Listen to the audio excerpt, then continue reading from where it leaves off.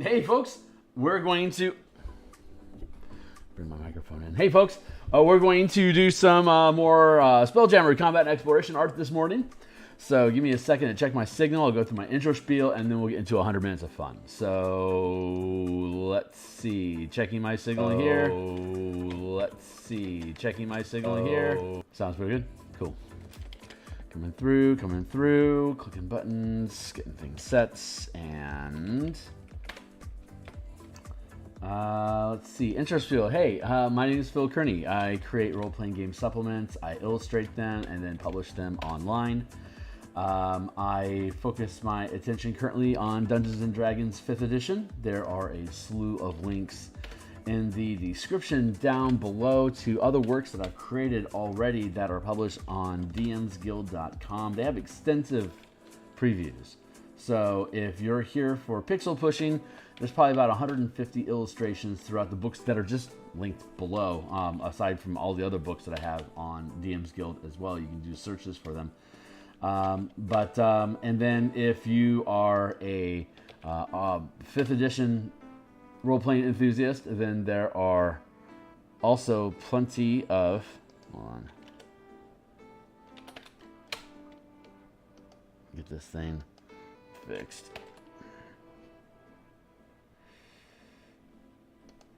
I apparently didn't do this right. I have to press buttons.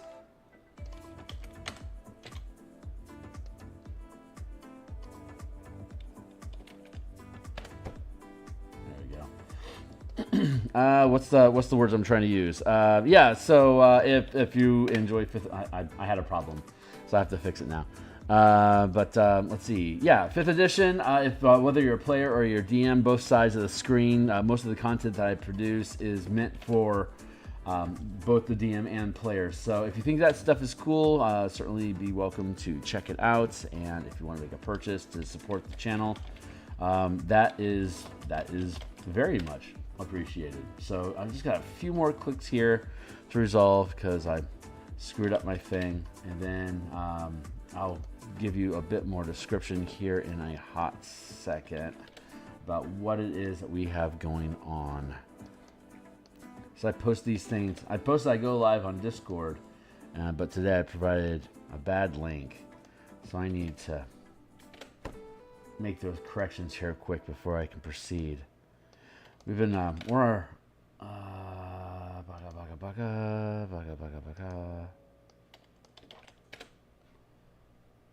there we go. And here. All right. Otherwise, support the channel on Twitter. You can follow me on Twitter at Theurgy to get notifications when I go live. Otherwise, if you want to find out when I go live, and best way to support the channel is to like, subscribe, hit the bell icon so that you'll get notifications directly through YouTube when I am live. So let's get started. Here's a book cover that we created back around episode 15. We're at episode 215 now, so 200 episodes back we were working on this. But what do I say? I build and illustrate role-playing game supplements. So I take an idea. We play test it. If the idea works, we then craft it out into smart text. We then create the whole thing. We hire an editor to help us make sure the words are good. And then we drop it into Word over here and to format it. As you can see here, we have plenty of gaps in our piece. That, like for instance, we can zoom in here and we can look at the pilot roll and making pilot checks, right? The ship rolls. So we lay down all these rules, we lay them out so that they look nice on the page, and then we have all these gaps that open up inside of the text of it. So in those gaps, we then come along and we pull the page into Photoshop as a PDF, and then we start illustrating on that page directly. So once this is done, we'll then be able to extract this from the PDF and then drop it in as an element. Like we go to insert and then shape and then blurb. We'll be able to take a block like this and then drop this image into that space, and we'll go through the entire document and do that. So we've been working on that. We've got, what do we got? We've got production here. Let's see, the interior pages done. So we finished the equipment and ships section, the spellcasting section, the creature section, and the hazards section. We're working on the combat section, which is here, which is where we're at right now.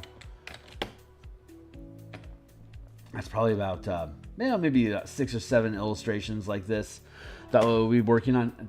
Speaking of working on illustrations, let's start working on an illustration. So let's work on this.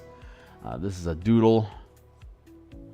Here we're talking about a skiff is a craft with a damage resistance of 5 that doesn't provide total cover for the pilots.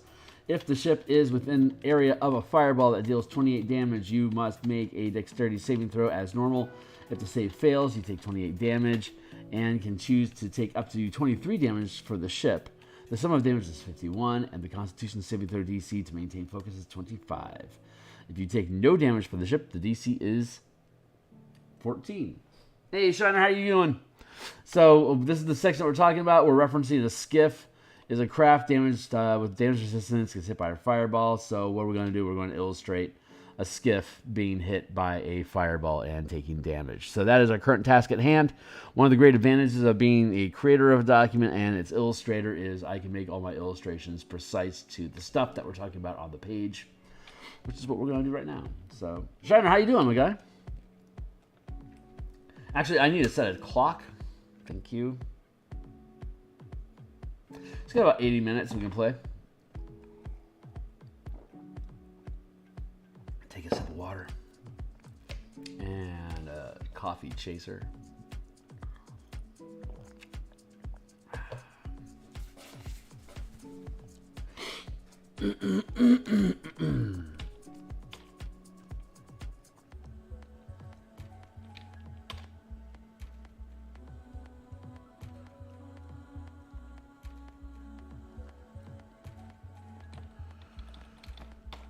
And we're just doing a real rough here real quick. We're just going to make a little fun little space truck here.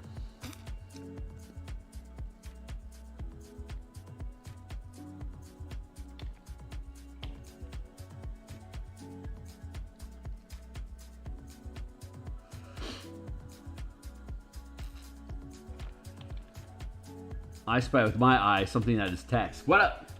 Hey, Hornetico, it's good to see you, my guy. Doing well today. Just got home from evening playing D&D, so relaxing before. Very nice. Sounds like you are in Germany. Or possibly Eastern Europe. Well, that time zone, I reckon, right? You just got done with the night of D&D. You can ignore that if you don't want to out yourself. Australia, welcome to the mix.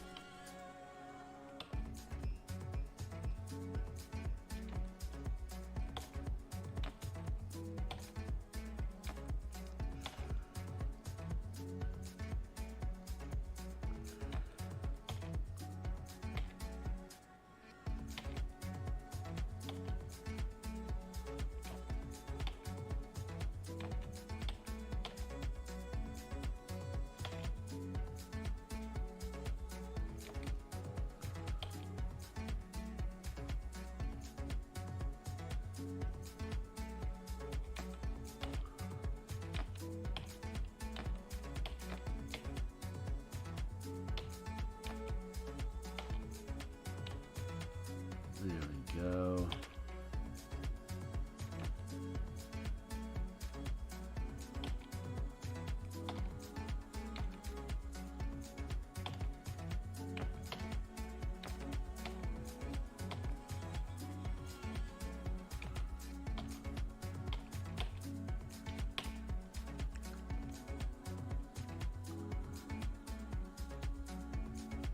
Let's go take a look at a skiff real quick. I need to grab that artwork anyway. Craft tokens. I love how quickly your images take shape from blocks. That's kind of my style. It's a hot mess until it ain't.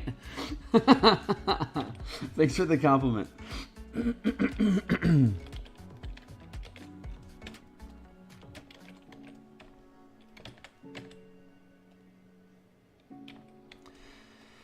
But I don't really. I've talked about this before. My actual process of creation isn't that different from AI, in which you take kind of a cloud of ideas, But I don't start with just like a blur and then it depixelates into an image randomly.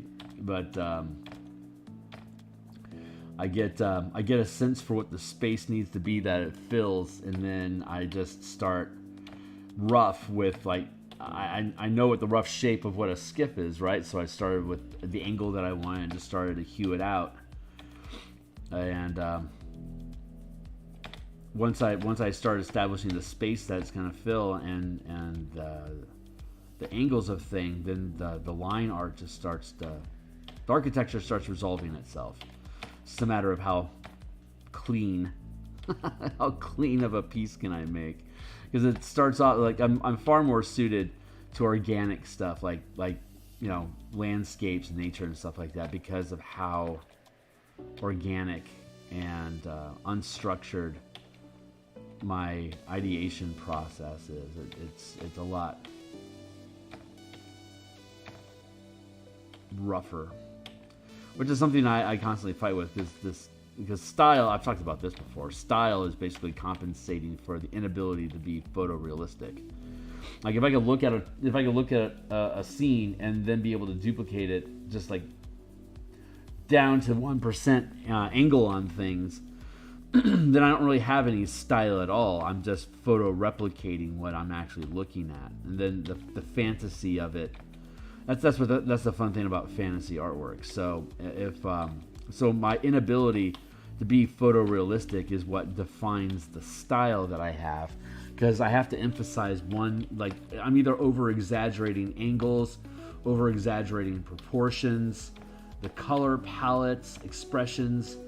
If it's not 100% photorealistic, there is some aspect of the work that is being unnaturally exaggerated or shortchanged, and understanding what that deviation from truth reality is.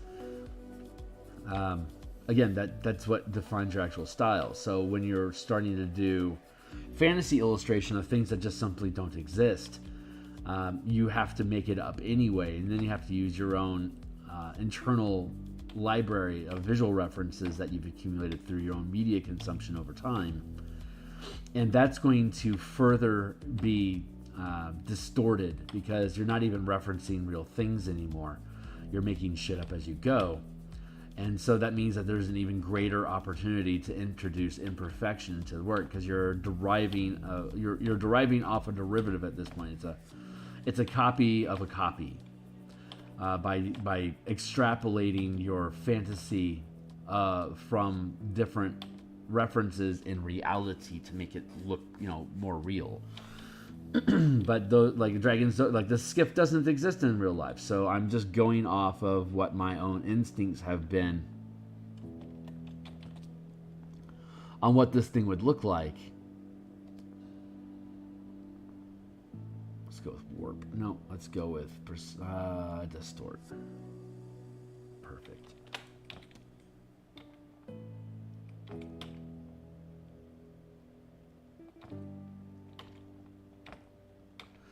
And that's when you continue to develop the style, because you're taking my inability to create photorealistic images, but I'm making them aesthetically pleasing in the process.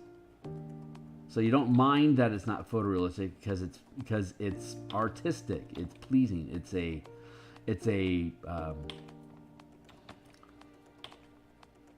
you're intentionally translating reality into an aesthetic that people find pleasing, and but it derives from your inability to be photo perfect. You have to compensate for I don't know how to draw that chair photorealistic, so I need to come up with a way to express this is a chair that people just go, yeah, that's a chair, that looks cool. Now do that for absolutely everything in reality, because fantasy and sci-fi illustration is about rendering new realities, and there's a ridiculous amount of detail that go into everything involved with it. This is a fun ship. A friend and I have this inside joke about generic hand shapes because she always draws a super cartoonish style. Yeah, right on. Yeah, it's at some point it's a symbol. It's not even like cartoons are really great about that. Like comic strips are fantastic about that because they are very, very style driven. And they're even more shorthanded because they're operating inside of comic strip cells that are even more restrictive in what you can actually express inside that space. It's fun.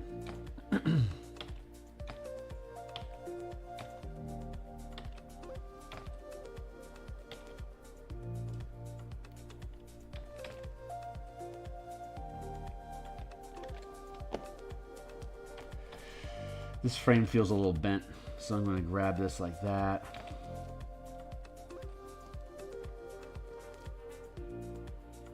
There.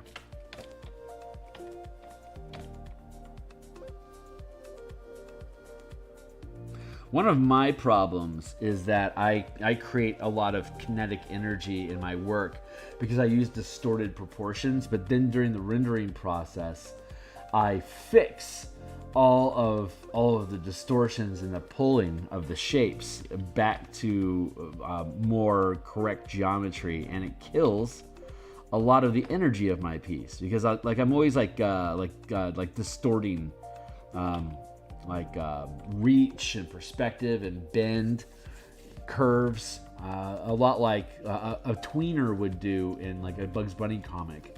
Like if I'm moving my hand here to here, it might be like a wipe of white, just like a white blob of Bugs Bunny's glove moving. It might not even be an actual full rendered hand moving into different positions. It can just be a wipe because they're so quick at shorthanding stuff, pardon the pun. But they'll distort the shape to get the kinetic energy, the flip of it, by distorting the shape of the digits that are like flipping the glove in that instance. So like I would probably, if I got into animation, I'd probably be a fantastic tweener because I'm predisposed to doing that distortion of proportions to get that energy across. But I don't control it yet. I recognize its presence, but I don't fully know how to harness its kinetic energy and still feel like I'm not creating a flawed image because of the distortion. So I don't own the distortion yet. If I owned it, I would know how to apply that distortion to my work so that it was complementary instead of just a loose idea, right? It doesn't survive the cleanup process, which means I don't actually control what that distortion is. If I can get to a place where I'm actively deciding to maintain a misproportion, then I'll be taking real control of the style that seems to be living inside of me somewhere.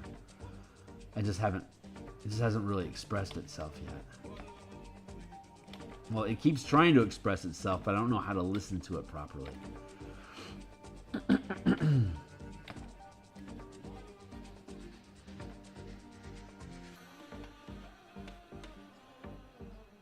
So I'll get there.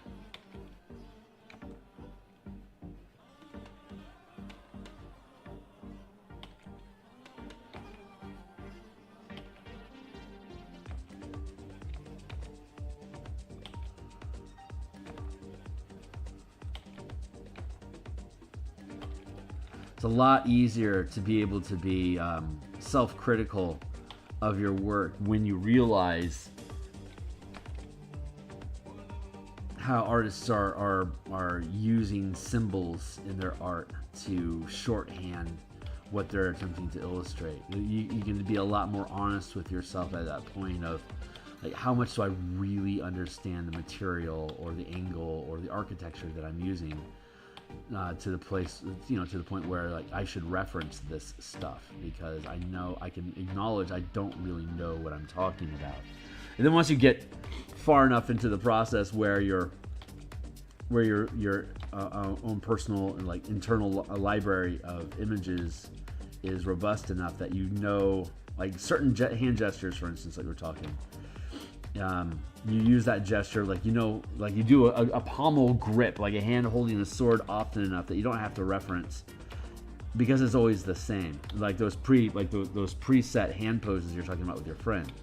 Like those presets exist because they start complementing the style that she's producing.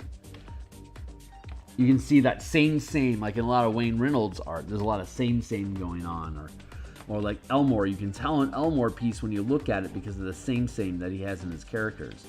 But it's an aesthetically pleasing style. So it's like why you don't need to like once you lock that in, you don't really need to adapt it more. You just need to get better at producing it, like quicker or better detail. But once you have your flair, your personal style figured out, and it's a pleasing style, then you can just mash on it and continue to refine.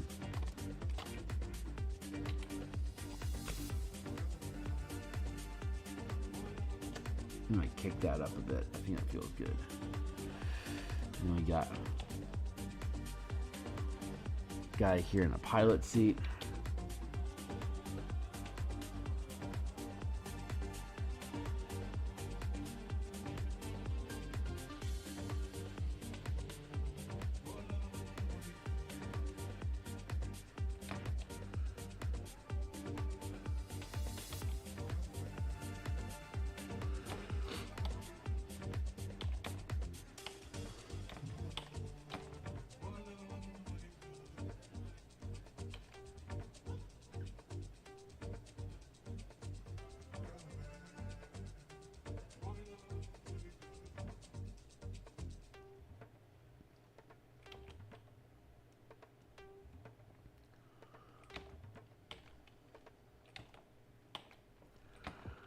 Pilot chair.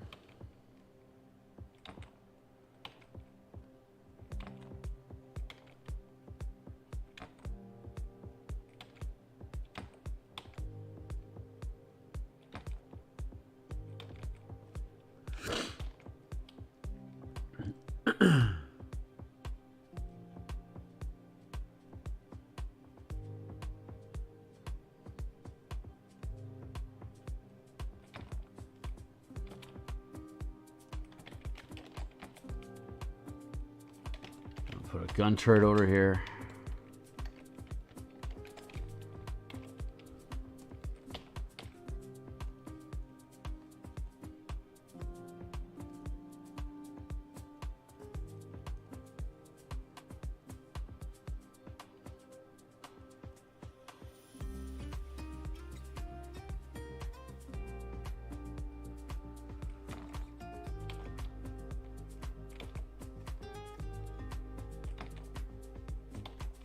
Laying all of this in, we gotta scale out and realize how small of an illustration this really is. So like, how much work do I really need to put into it? Enough that's going to do what it needs to do.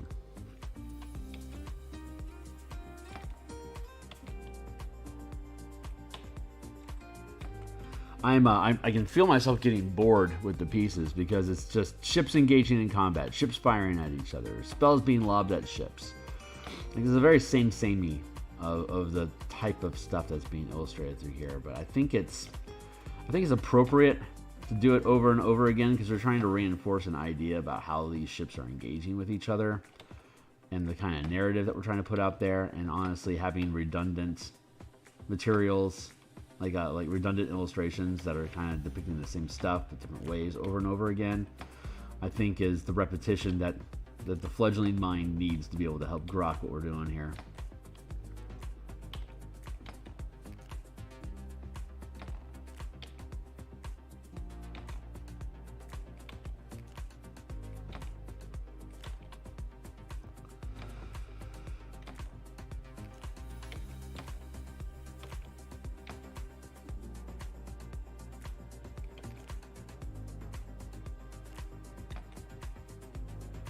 Thin that down a bit.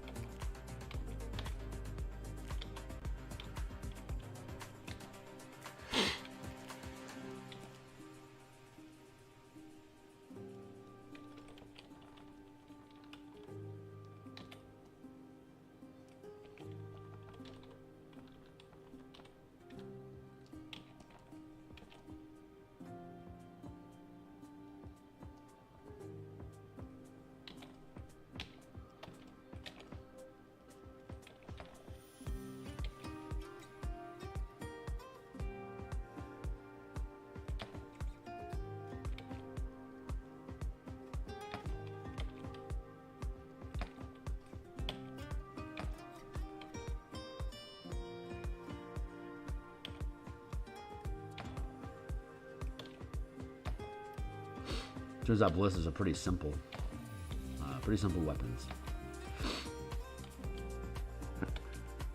So I'm infinitely thankful for that. These things aren't more difficult to depict than they are. I was really intimidated by the siege weapons because of the architecture involved with them. As you can see, I'm erasing the bow. The bow. I don't know the word. The bow thing. Let's go to here. Probably have to get rid of a bit of that. Pilot. Chair. Model citizen. Ballista. Let's erase that language here real quick and just make sure we have our bracing beam. Do tell. All right, dude. 20-minute timer. Let's take a sip of coffee and catch up on stream here. Oh man, that's good coffee. Non-photorealistic, yeah, okay. That's basically defined my style entirely development over the years. Well, I mean, you don't have much of a choice, right? It's at some point you just kind of have to be okay with, we're illustrating things that don't exist. So, things are you gotta work with what you got, There.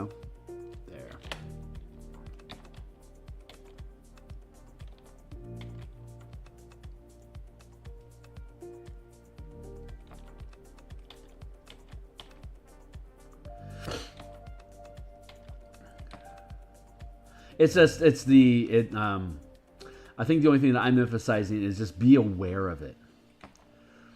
That makes it so much easier for you to not, for me to not fool myself that what I'm doing is good, or what's like, if my brain is like, there's something wrong with that picture and I can't figure out what it is, then it's time to crack out references to find out what's going on with my internal library not being able to verify what I'm doing is accurate.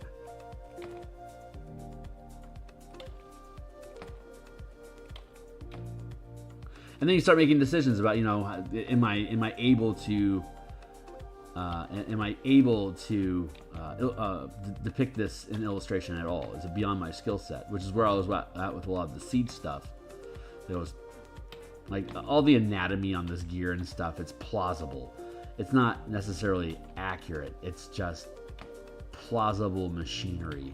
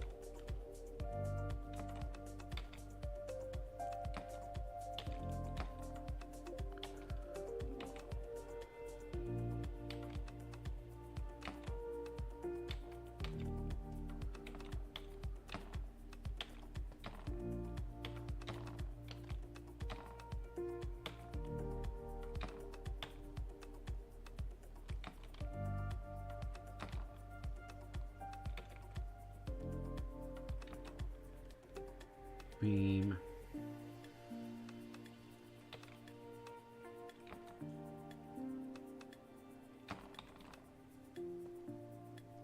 Brace.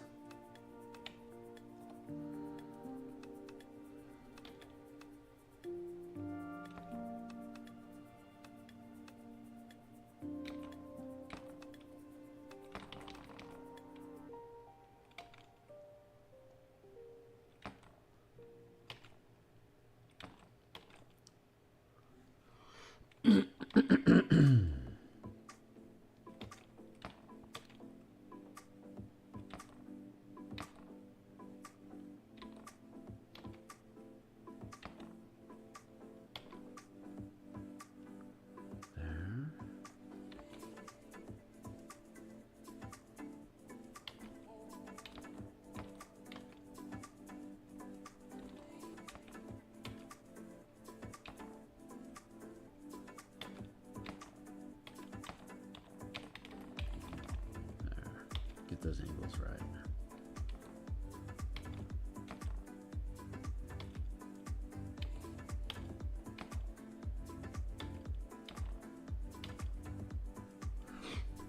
I'm scheduled to do Eberron art tonight. I think I am going to probably be on stream a couple hours early. I think I got something I got going on tonight, but I think I can still stream, squeeze in an hour or so of character art this evening before I do.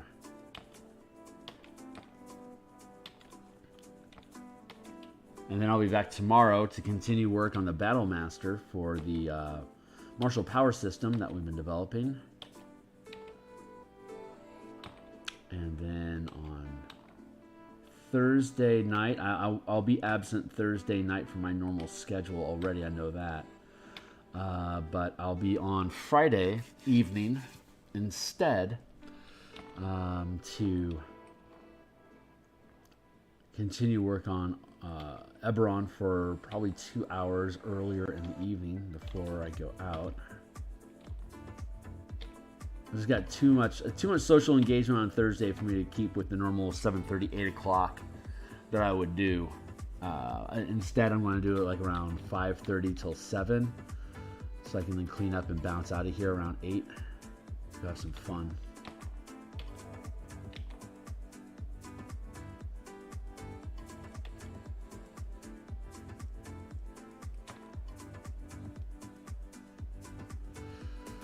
So Monday and Thursday earlier than usual. I'm happy with that architecture there. I think that looks pretty good. Now we can build out our crossbow.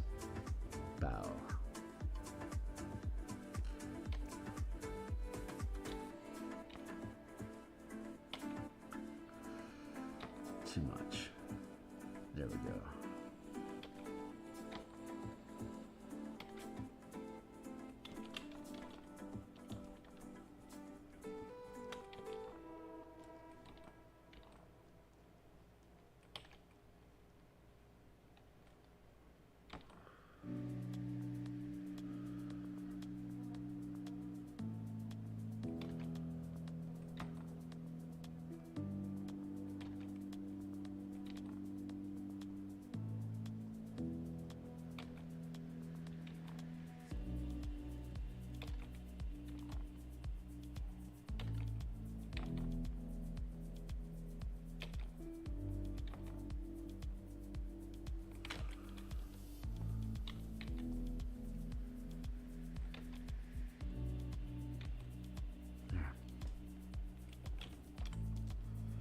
I'm going to do a bit of perspective.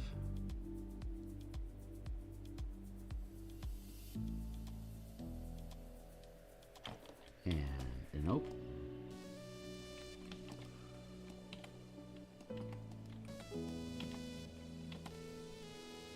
Let's try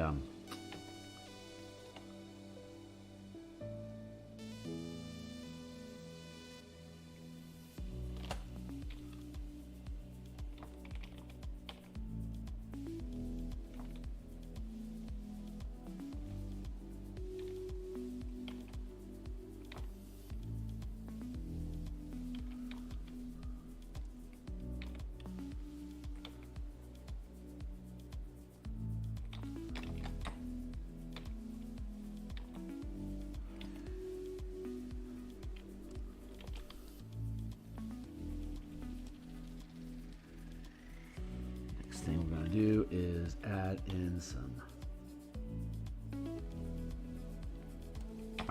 architecture here. I think there's some text going on that I'm missing. Hold on, guys.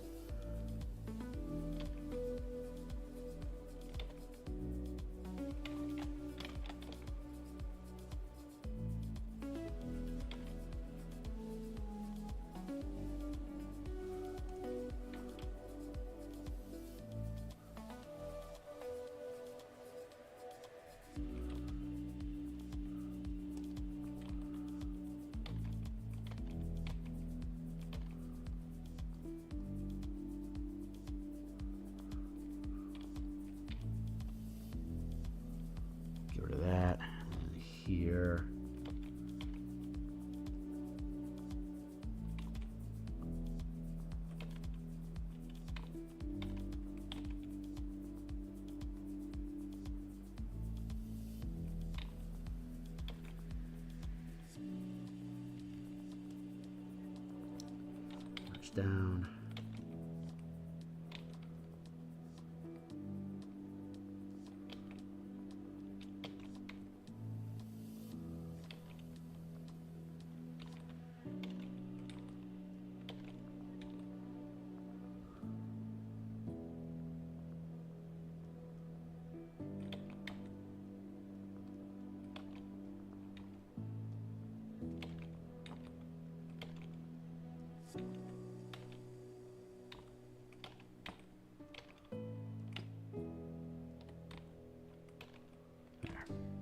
Nice, nice, nice, nice.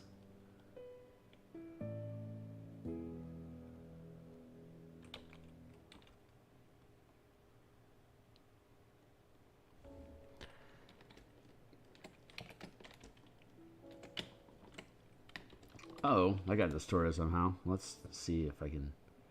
Perfect.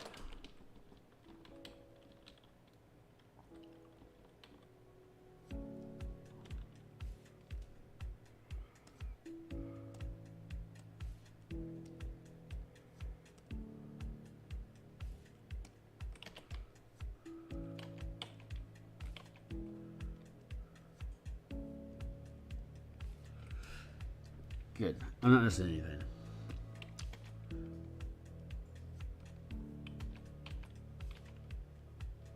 Here, and let's drop.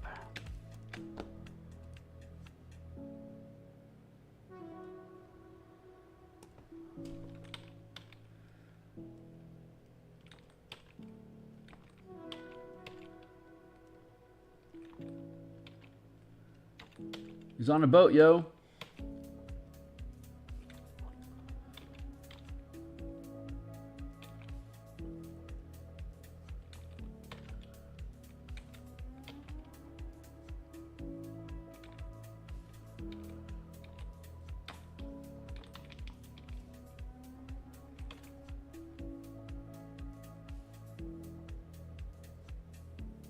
And since the piece is so small, I can get away with gesturing like that.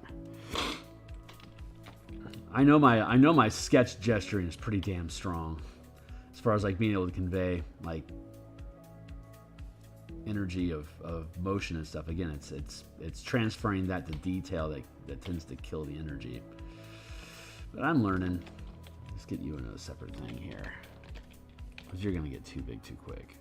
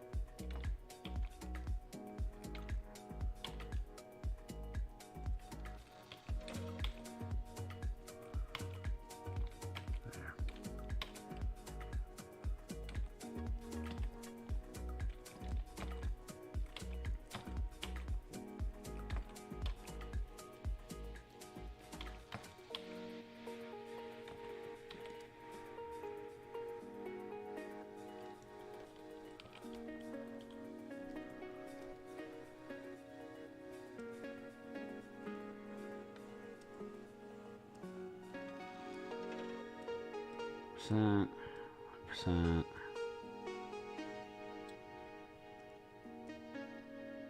Pilot.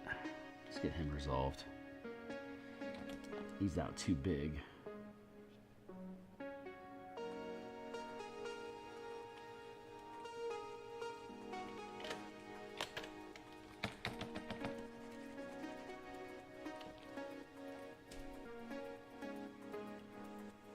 Let's skew him up so he's out of. Not clashing with the weapon system behind him.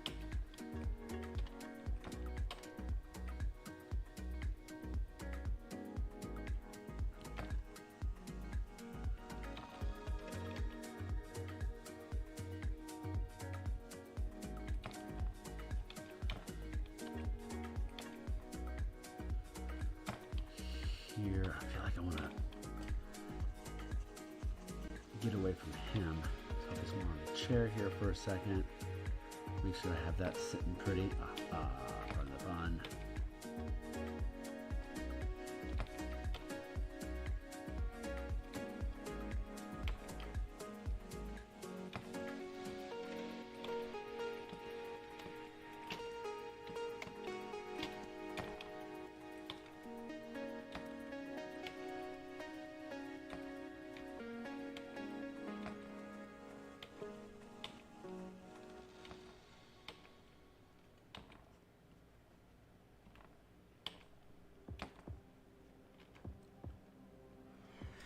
Okay, that's appropriate for the chair.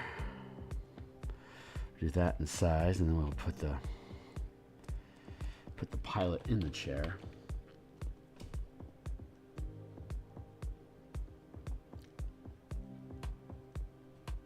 That's how legs work.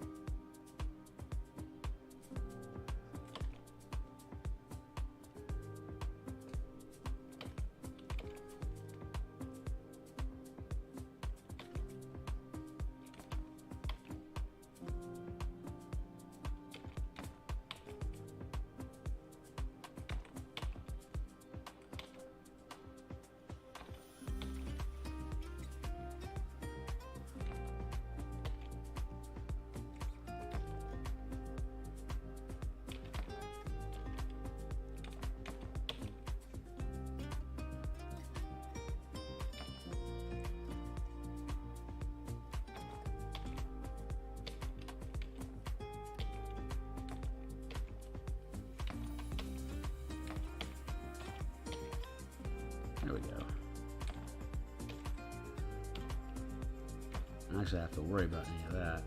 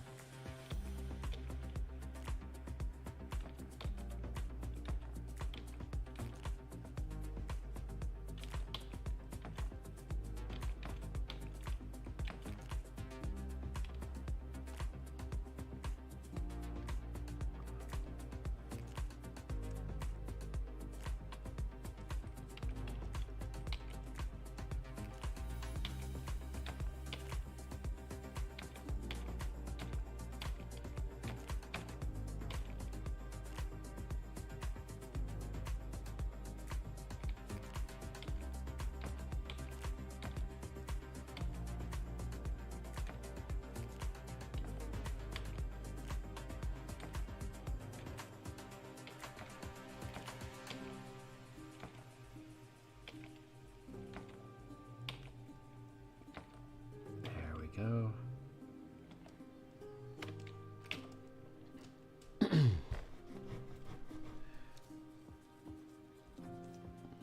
Now I'll throw a fireball up their ass.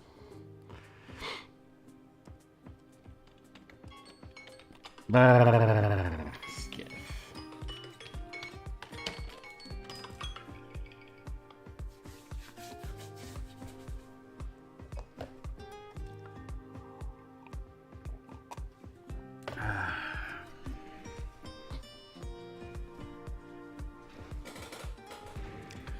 I'm looking forward to both this book being published and the Martial Powers book being published, so I can have a stack of pilot and command powers that you'd be able to just pick up as like spell abilities instead of a lot of systems go with feats. Like if you take this feat, you can perform this pilot action. If you take this feat, you can take this bosun action, or like make the ship move faster. A lot of systems break it up into feats.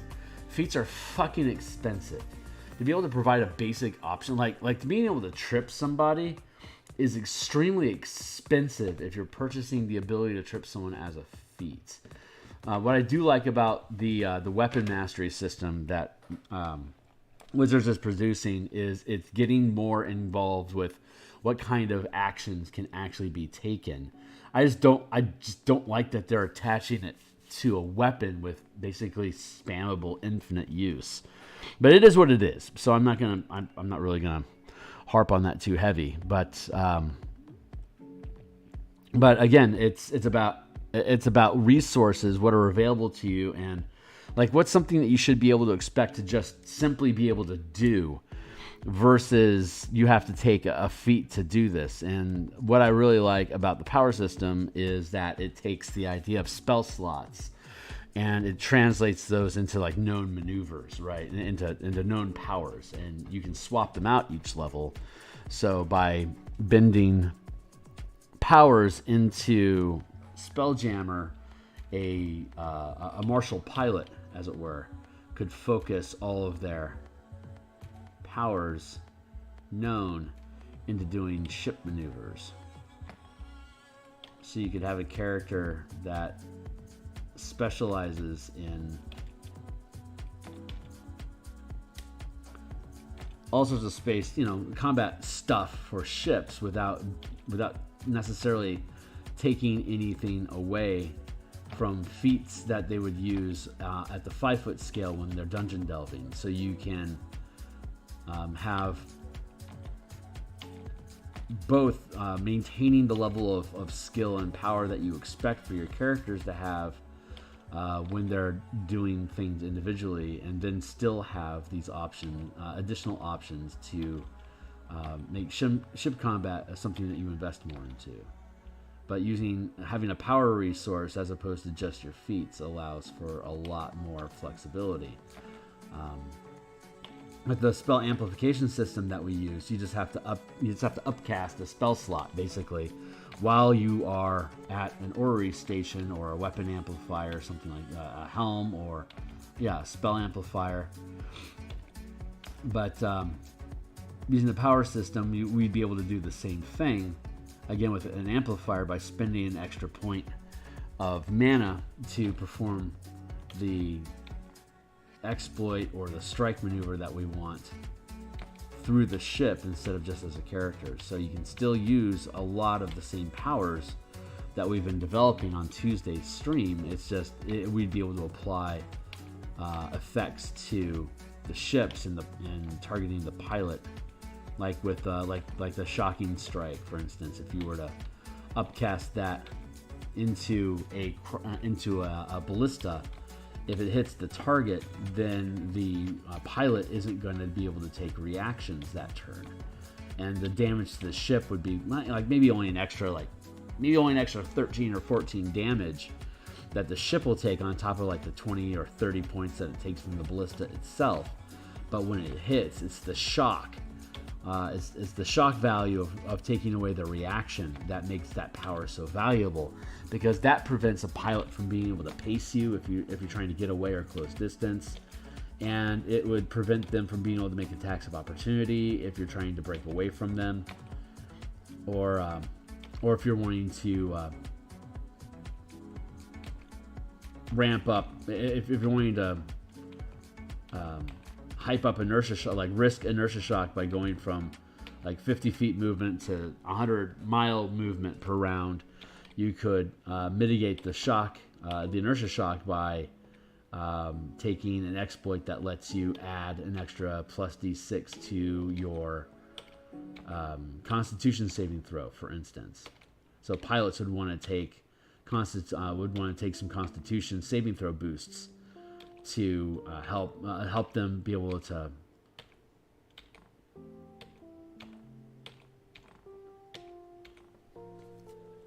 jack the speed of the ship that they're moving in and out of combat.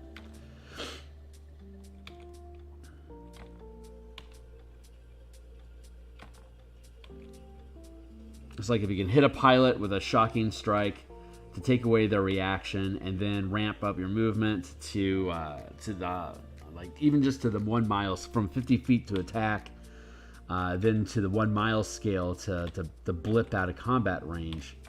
And they can't, if your target can't take a reaction, then they can't prevent you from being able to flit out of range like that. And then when you come back around and try to do it again, you can potentially set up an action loop where you're going to be able to cat and mouse them over and over again, of being able to bounce in and out of range. So that's going to force the pilot, once they get over their reaction shock, to spend their action economy to try to stay in, to catch back up with you, so that your cruise is taking shots at the skirmisher ship as often as possible, having to wait for the pilot to get back within range to take their shots during their turn. So fun stuff like that.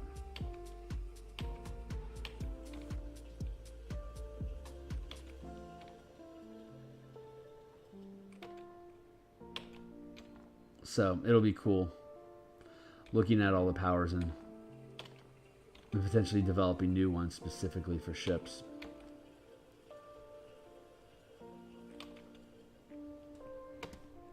See, now I'm going through a refining process of just cleaning this stuff up.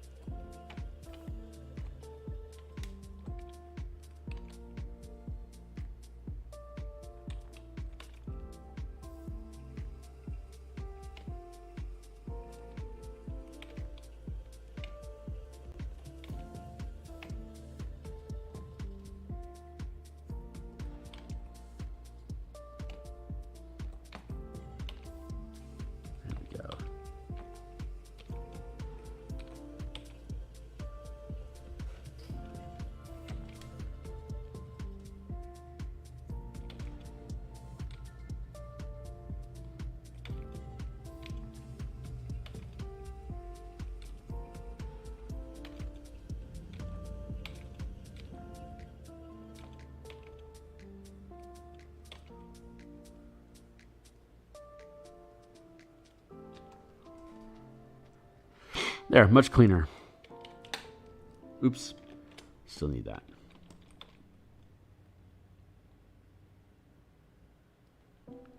There. That's a badass little skiff. I'm pretty happy with that.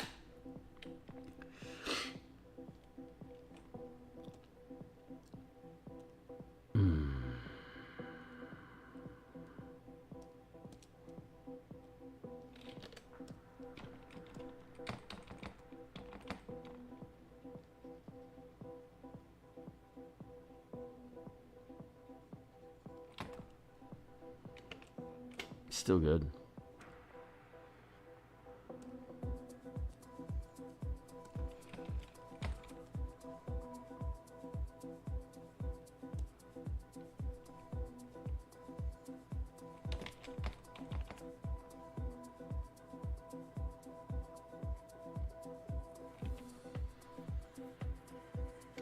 Nice.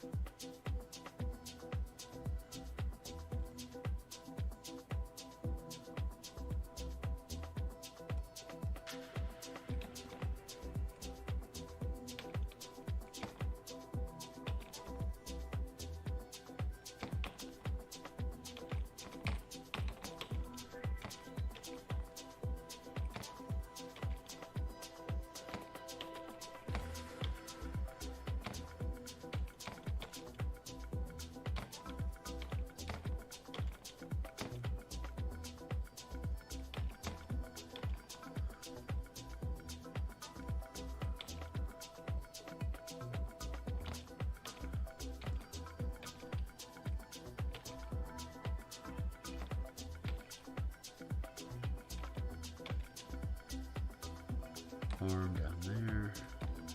Leg down here.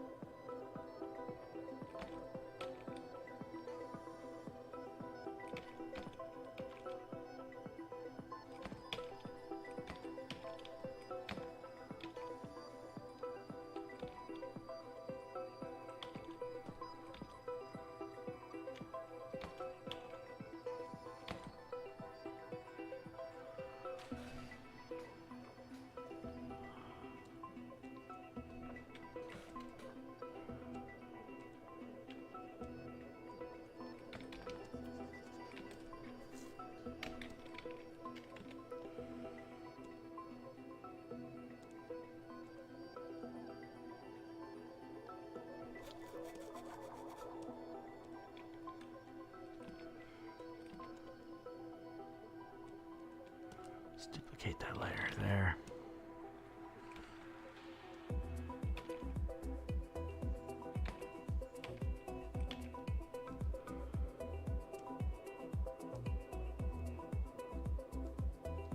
This is what needs to fade. This needs to go back up to full.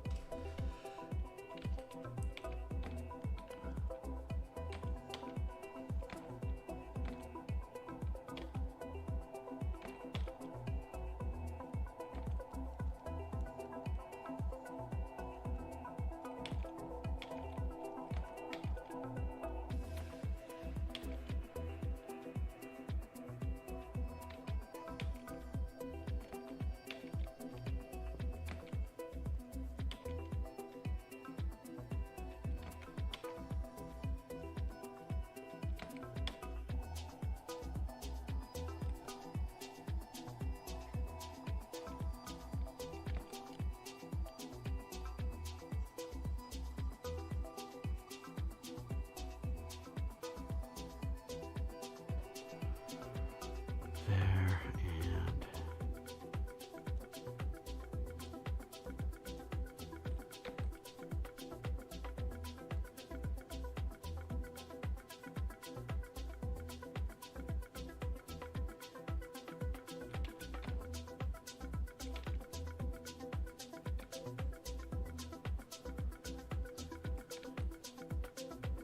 still sloppy as shit. I'm doing okay.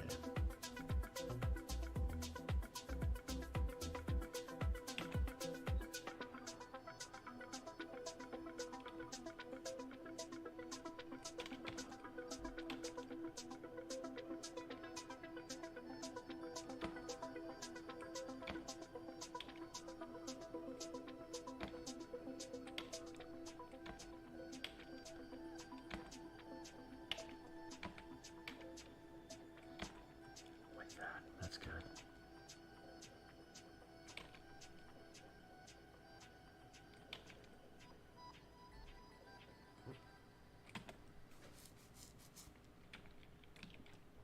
Angle still feels bad.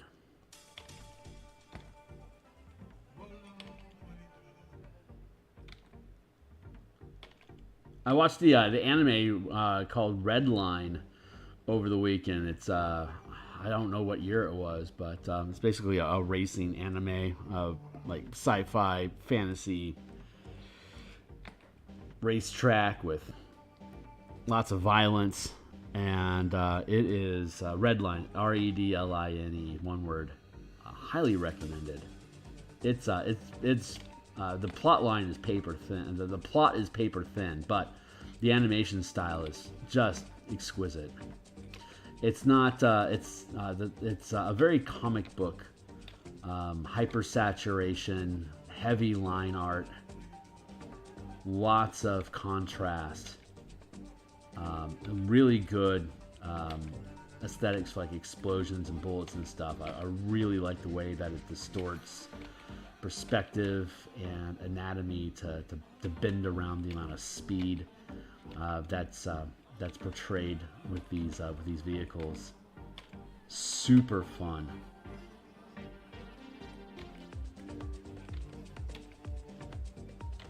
It has an almost Akira vibe to it, but again, it's just heavily stylized.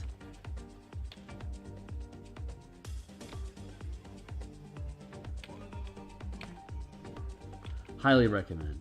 I'm looking forward to watching it again, just for the visuals.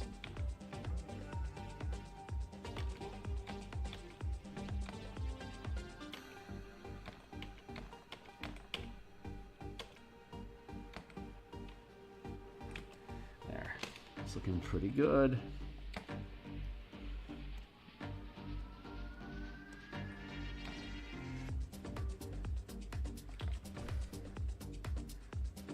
Worry about detailing these dudes later. I do want to make sure I get this right though. Let's go with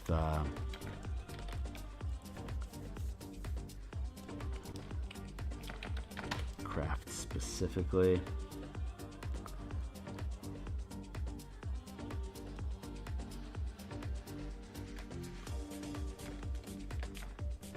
Craft and crew. We'll have the crew here specifically.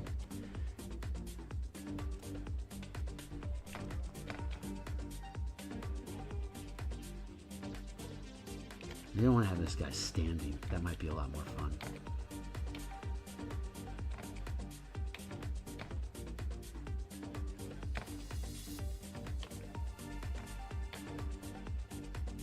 Yeah, I like that better already. That's great.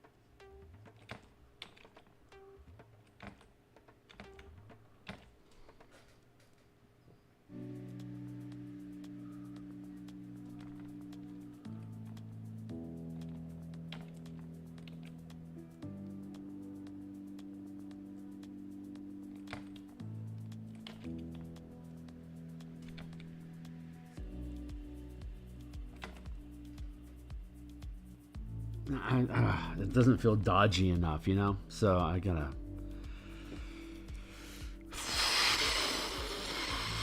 Let's pull this guy forward. I don't want to pull him forward too much because I like that gesture a lot. I don't want to block him.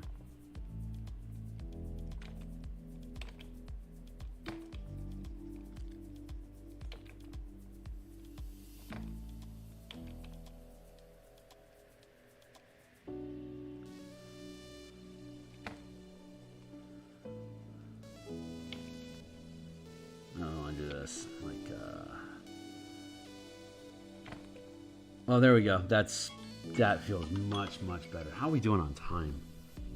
Oh, it's only 7:30. I have another 20 minutes. Awesome. I'm gonna take a quick coffee.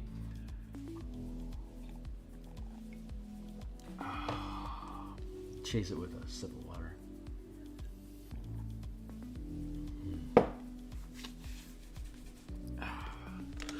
Hydration is important.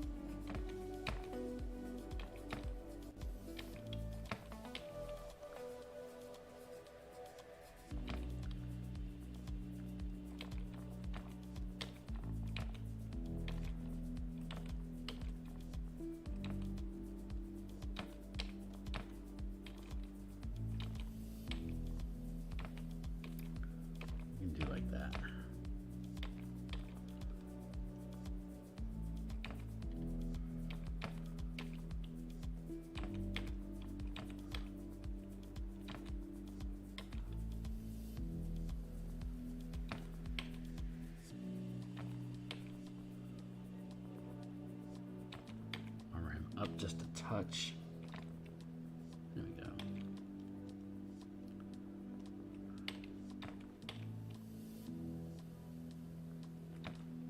That sword won't do any good out here, son.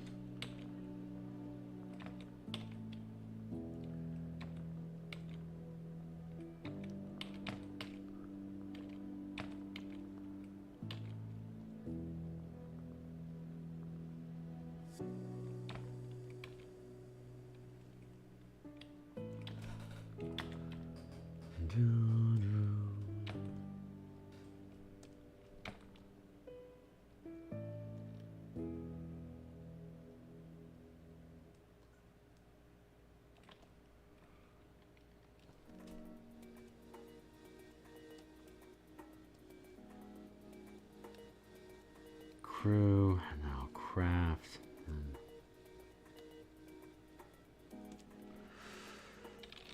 duplicate.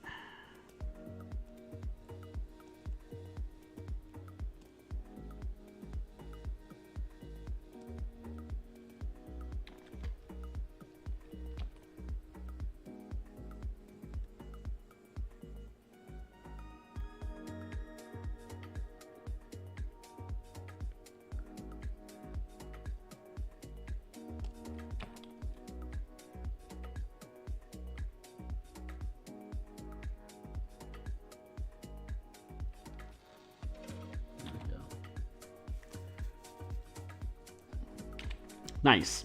It's fun. I was always so intimidated by these little gestures. I love it. I mean, this just working on these pieces alone is just a big victory for me. Let's take that down to like 80 something, and we'll take this down to a little less sharp.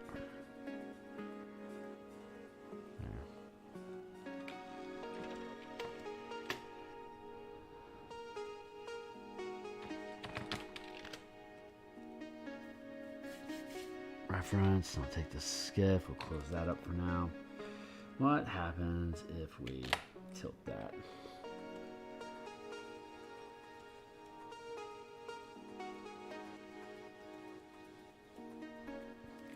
Nice. We are officially on point with where we expected to be. There you go. Fuck yeah. All right, cool. So next is going to be the fireball.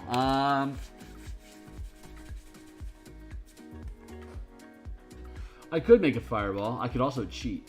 So I'm going to cheat. File, open. Let's go. Let's go to Pacts and Patrons. Ravnica. Let's go to the finished art.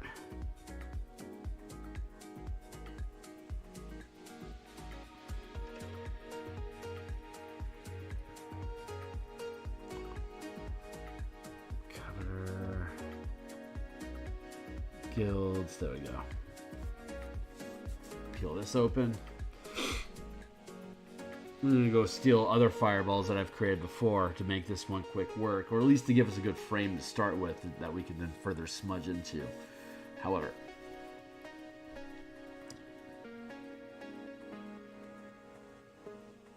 it's a huge file. It's got lots of pages from the Pacts and Patrons project.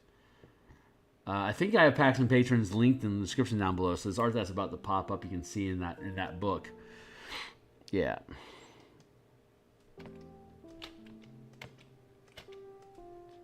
Let's see, here's the Golgari artwork that we did. Rectos. This is what we came here for.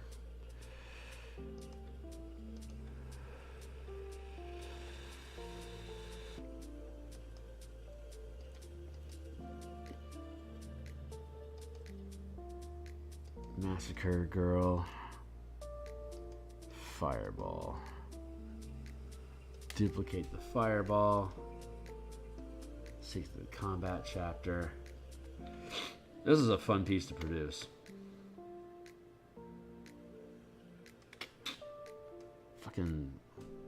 Really fucking cool piece. Big bada boom.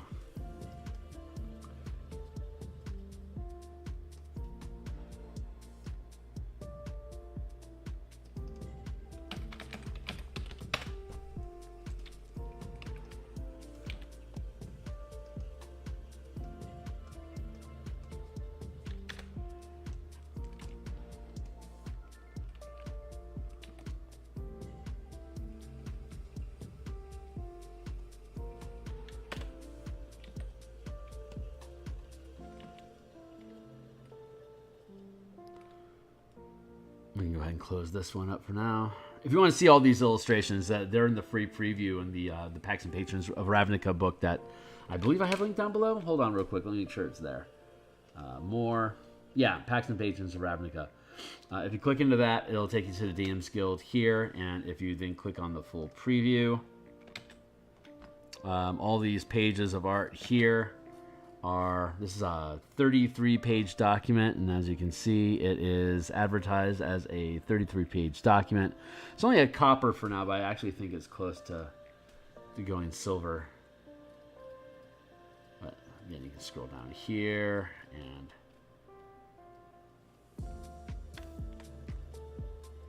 see the art that we created. Here's that Golgari witch picture.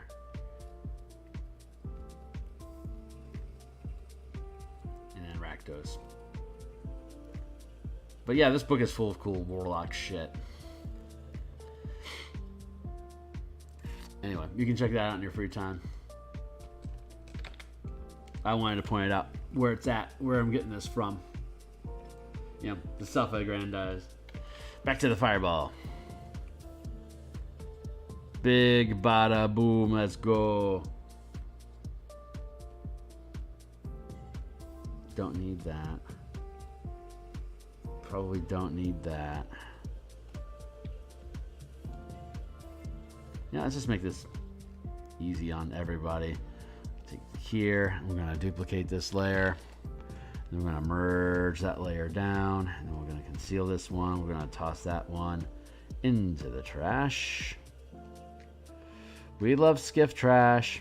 Let's go down here and dot. Skiff trash. Craft.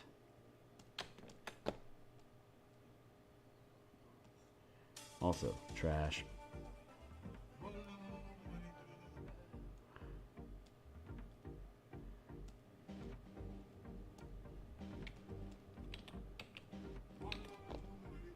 For transform, let's reduce that size a bit.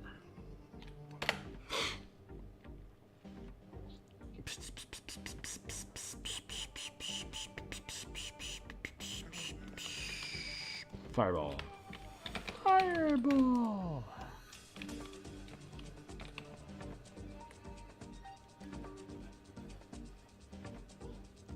Let's trim those edges up a bit.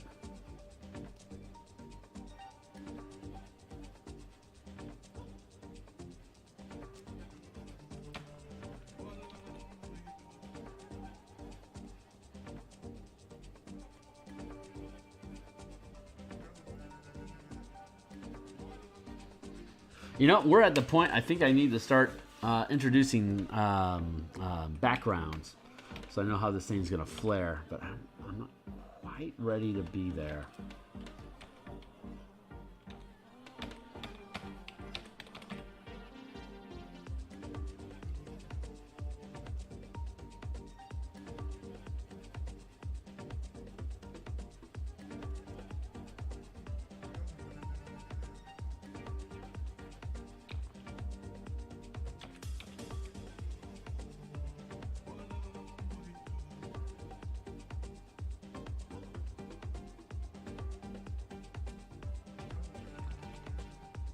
Smudge these edges a bit here.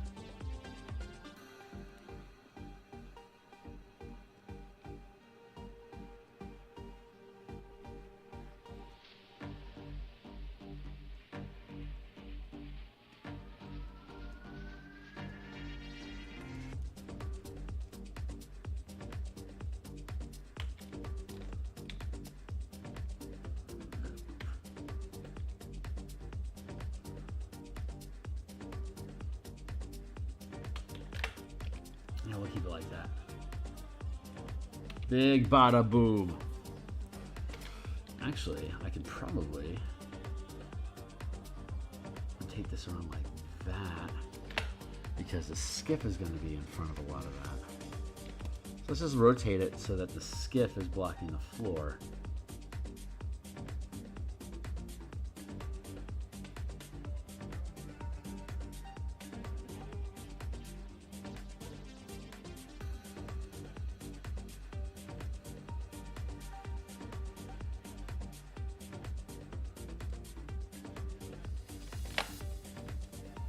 You know what? Maybe we just want to leave it upish like that.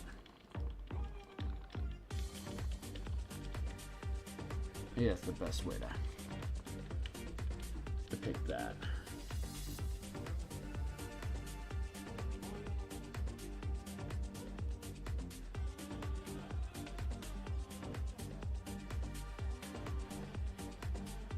Big bada boom.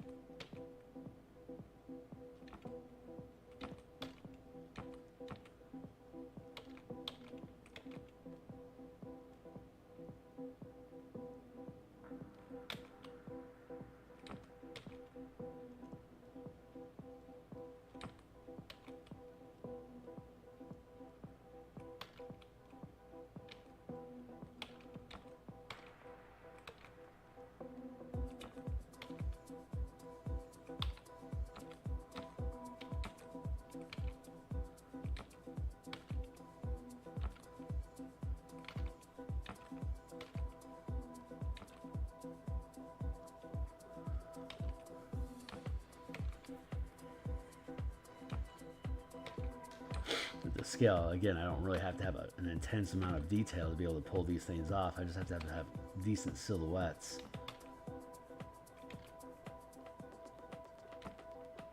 Like that. There we go.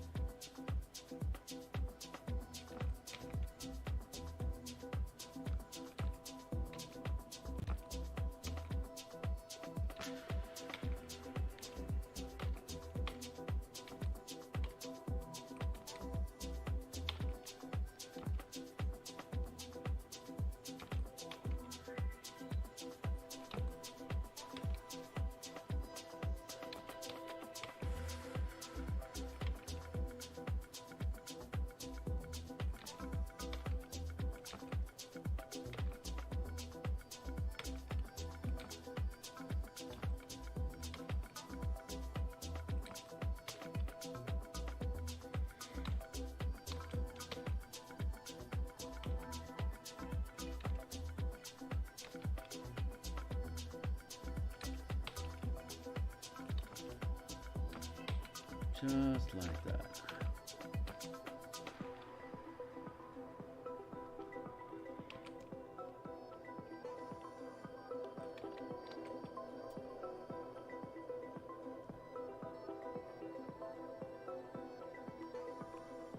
Oof, I'm having some data loss issues. I'm gonna hit save real quick. My OBS is starting to grind. I don't know what's causing that CPU usage.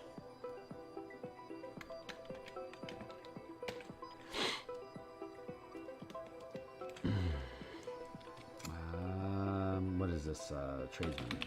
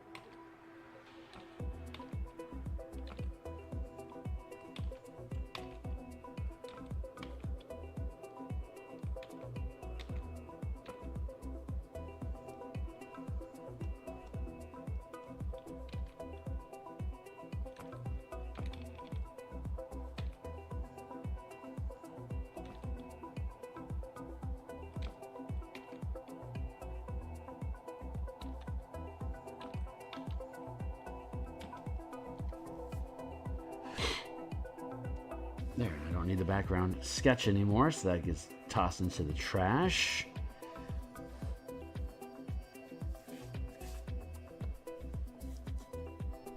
And now we'll get our, let's go fetch a background.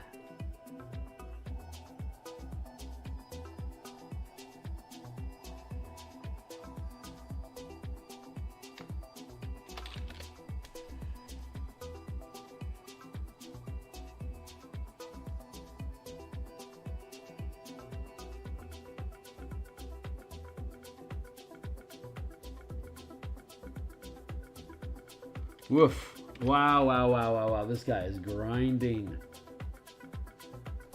I'm going to close that out. Hopefully that'll clear the plate. I think I just had too much of my RAM being chewed up by having the craft document open.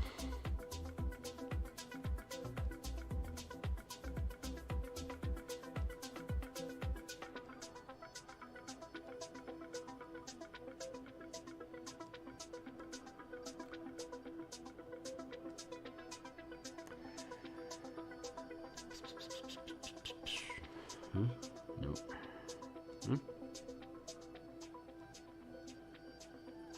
Not yet. Where's the yellow I wanted? Yeah, this is probably it. Yeah, okay.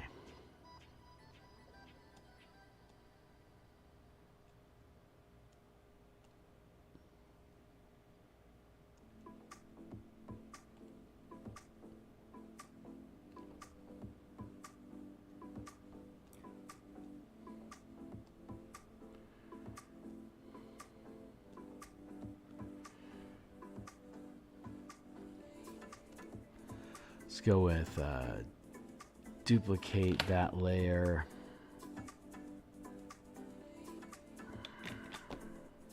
Come on, dude. Uh-oh. All right, that's my timer. So let me see if I can...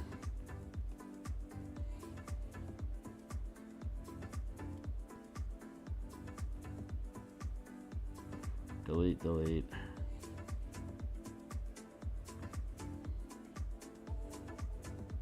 Let's get this up to where it belongs.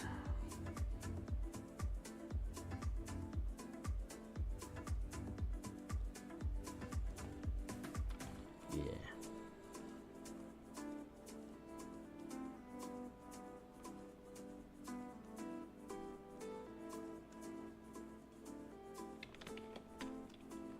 Background.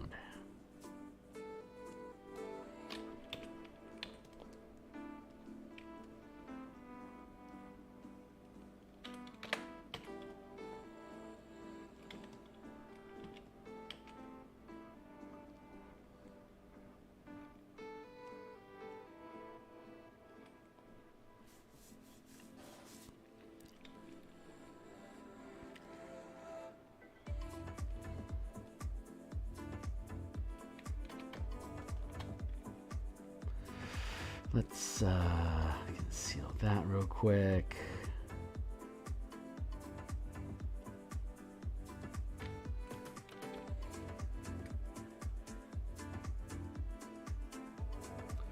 Skiff and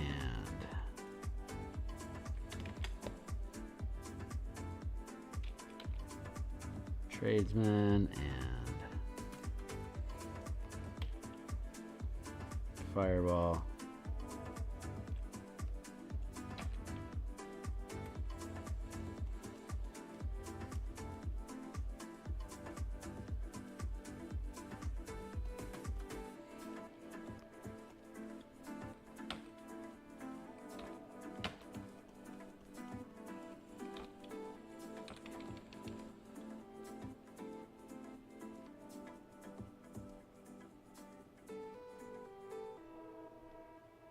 It'll turn into a pretty fun piece pretty quickly.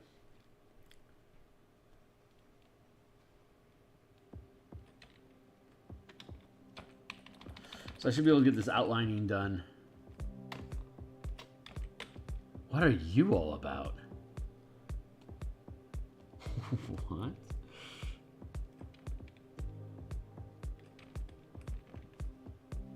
Fucking what? What's this little blobble deal I've got going on inside of there? No idea.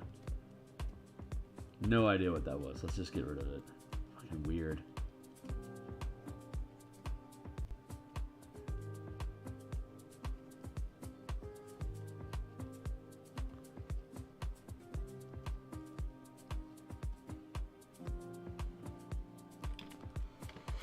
There.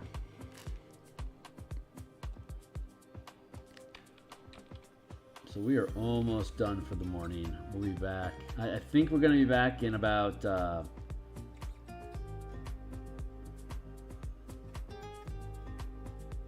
5 o'clock Seattle time is, what is it, 9 hours from now, I suspect.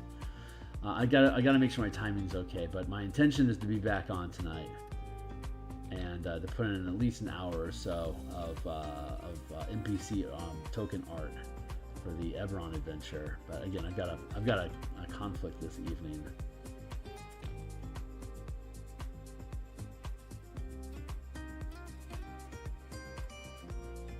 And then we're going to be back tomorrow at lunchtime in about 28 hours.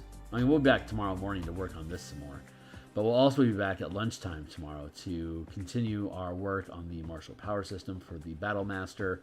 There's actually a lot of fun maneuvers that the Battle Master have that we didn't pick up, that we can translate into exploits, strikes, and maneuvers ourselves, and just add a little extra to our repertoire. I'm actually really excited about that. And they'll have to pick our favorites to see which one the Battle Master automatically gets, as opposed to having to pay for himself. Herself, whatever.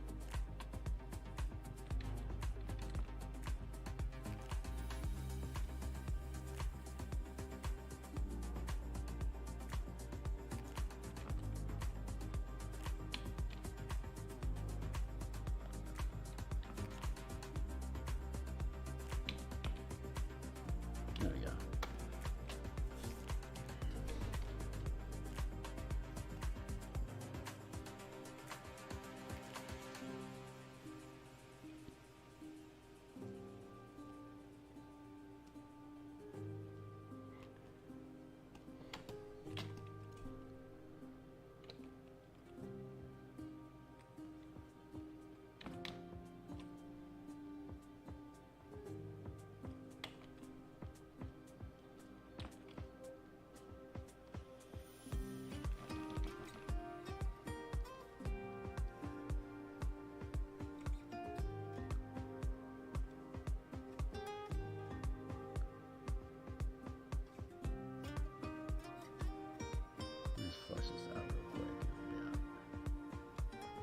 You just keep telling yourself that, Kearney.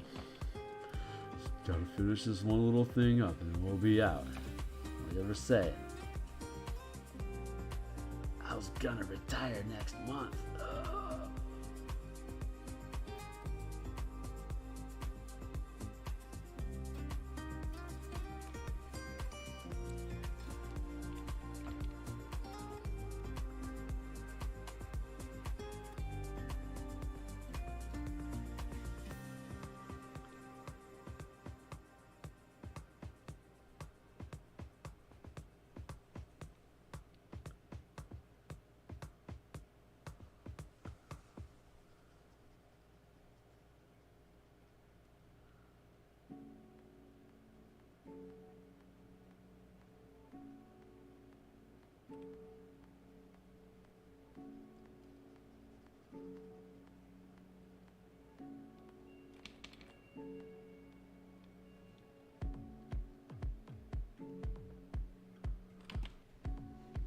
That's pretty small.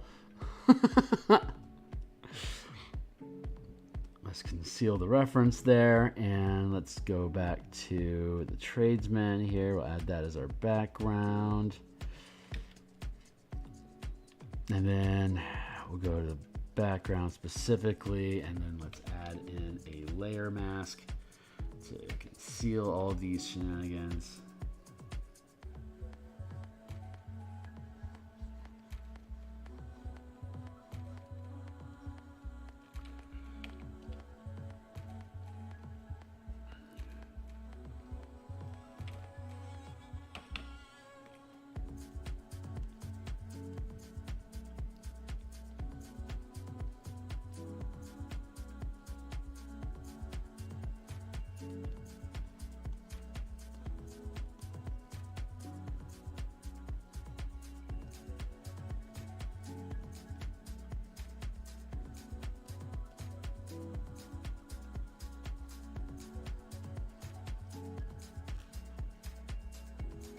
the space we have to play in.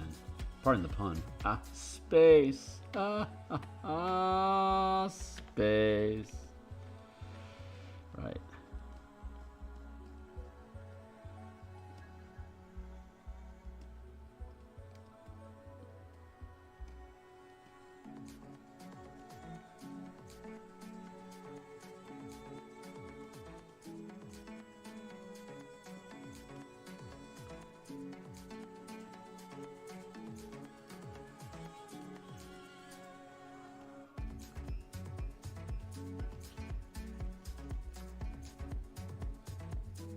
So now that we're getting the background figured out, what kind of coloration we have for contrast.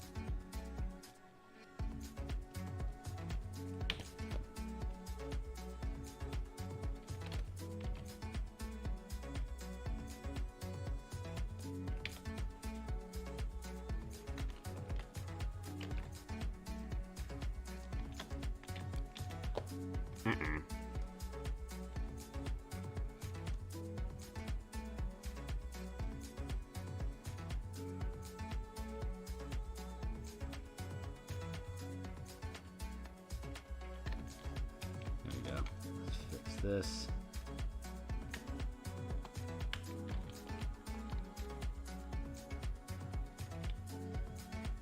There. So that's where we're at for today. So when we come back, we'll be able to colorize the skip and crew, get the tradesman resolved, fix the fireball, make sure the space all works together, and then that'll be a fun little bit. So hopefully it won't take more than an hour or two. We'll be done with it by Wednesday, with this one by Wednesday.